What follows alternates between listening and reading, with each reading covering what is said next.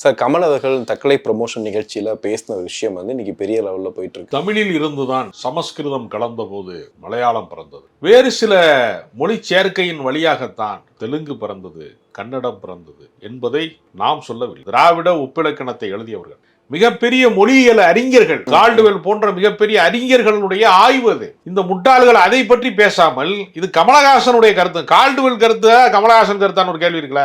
இப்படி யதார்த்தமாக பற்றி எறியக்கூடிய இந்த உணர்ச்சியில இந்த சருகுகளை எல்லாம் தீமூட்டி குளிர் காய்வாங்கல்ல, அது மாதிரி இப்ப என்ன செய்யறாங்கன்னா, இந்த மொழி உணர்ச்சியில குளிர் காய்கிற வேலையை கன்னடத்தில் இருக்கக்கூடியவர்கள் வந்து செய்யறாங்க. இது ஒரு தவறான முன்னுதாரணம். ஒரு திரைப்பட கலைஞன் என்பவன் வந்து மொழிகளுக்கு அப்பாற்பட்டவன்.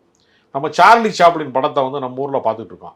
சார்லி சாப்ளின் என்ன உசிலம்பட்டிக்கு பக்கத்துல பரமக்குடிக்கு நடுவில் பிறந்தாளா? இல்லையே. எதுக்கு நம்ம பார்க்குறோம்? உலகத்தின் ஆகச்சிறந்த கலைஞர்கள். இப்போ வந்து ஜவான் ஒரு படம் வருது, ஷாருக்கான் படம். ஷாருக்கான் தமிழ் பேசிக்கிட்டு இருக்காரு. இப்பெல்லாம் முன்னாடிலாம் டப்பிங் பண்ணி அனுப்புவாங்க, இப்போ முதல்ல வந்துடுது.